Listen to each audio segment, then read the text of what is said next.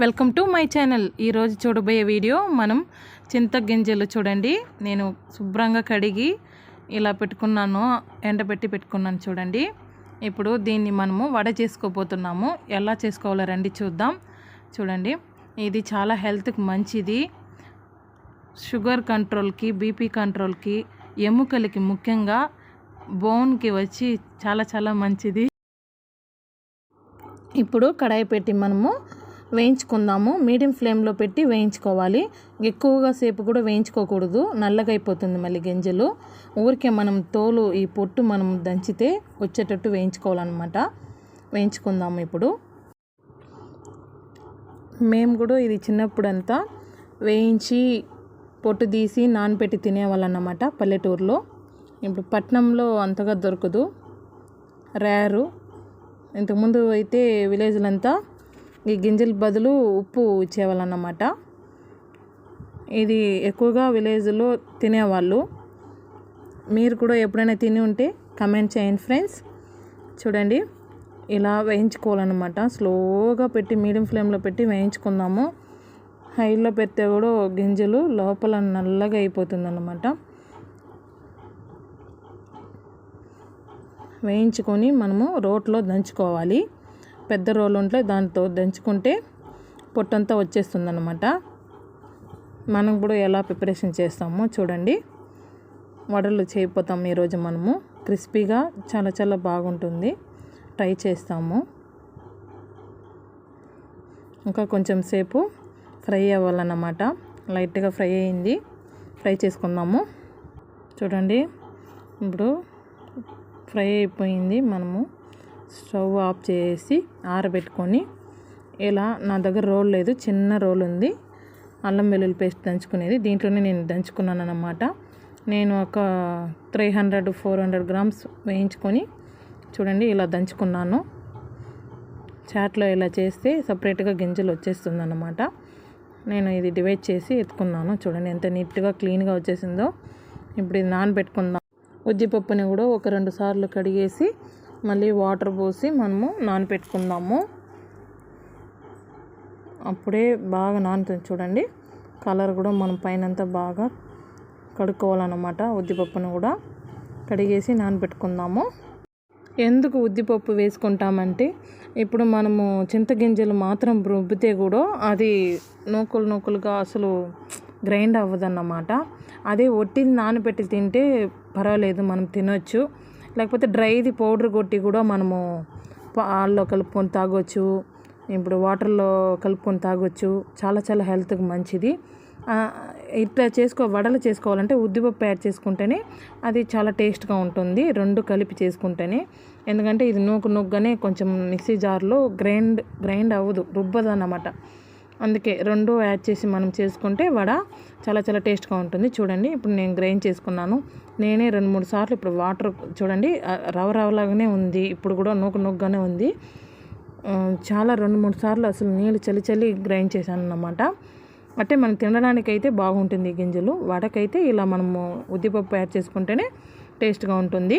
చూడండి, ఇది కూడా నానిపోయింది. మనము 2 ఇప్పుడు రుబ్బుకుందాము. రుబ్బి కలుపుకోవాలన్నమాట. చూడండి, ఇప్పుడు నేను గ్రైండ్ చేసుకుంటా ఉన్నాను. ఇలా సాఫ్ట్గా మనం మామూలుగా వడ చేసుకునేటట్టే రుబ్బుకోవాలి. 2 మిక్స్ చేసుకుందాము.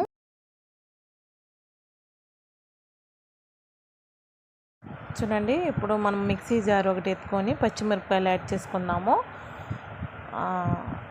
అల్లము, తెల్లగడ్డ యాడ్ చేసుకుందాము. ఒక ఎర్రగడ్డ కూడా యాడ్ చేసి గ్రైండ్ చేసుకోవాలి. పేస్ట్ లాగా చేసుకుందాము. కావాలంటే జీలకర్ర కూడా యాడ్ చేసుకోవచ్చు. నేను యాడ్ చేసుకోలేదన్నమాట. చూడండి, ఇప్పుడు మనము గ్రైండ్ చేసుకుందాము బరకగా. వాడికి అప్పుడే చాలా టేస్ట్గా ఉంటుంది. ఇప్పుడు రుబ్బుకున్న దాన్ని మనము పచ్చిమిర్చిని పిండిలో వేసుకుందాము.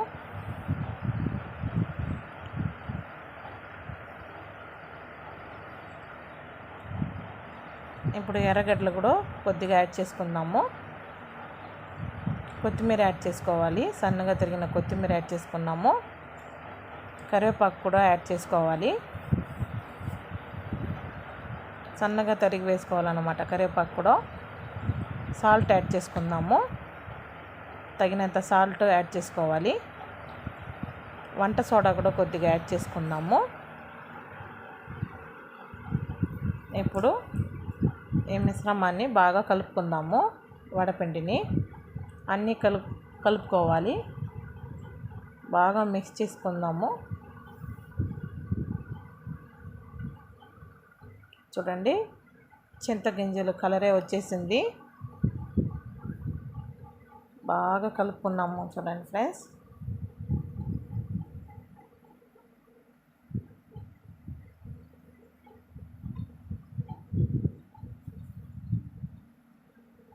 ఇప్పుడు ఆయిల్ కాగిపోయింది. మనం వడలాగా చేసుకుందాము. ఉద్దిపప్పు వడ ఎలా చేసుకుంటామో అలాగనే చేసి మధ్యలో ఒక హోల్ పెట్టి చేసుకుందాము.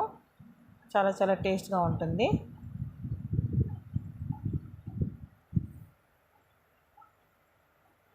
చూడండి, ఇలా వడల్లాగా చేసి మనము రెండు వైపులా కాల్చుకుందాము. గోల్డెన్ బ్రౌన్ వచ్చేంత వరకు కాల్చుకుందాము.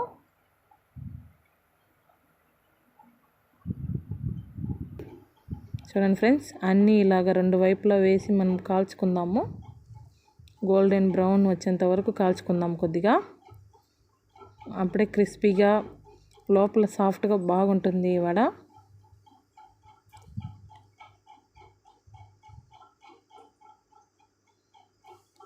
చూడండి ఎంత బాగా కాలిపోయిందో. చాలా చాలా కలర్ఫుల్గా క్రిస్పీగా బాగుంది.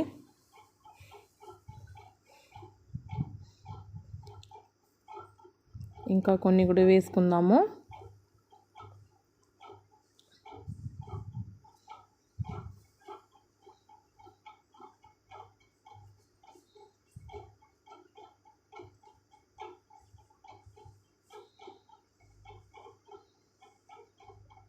ఇలా రెండు వైపులా వేసి కాల్చుకోవాలన్నమాట.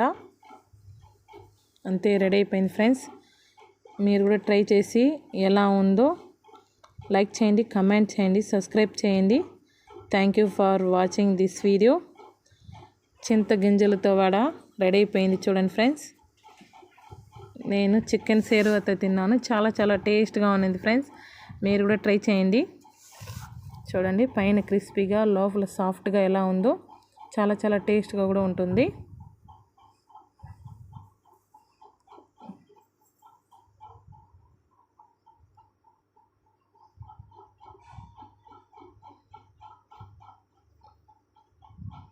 Thank you for watching this video.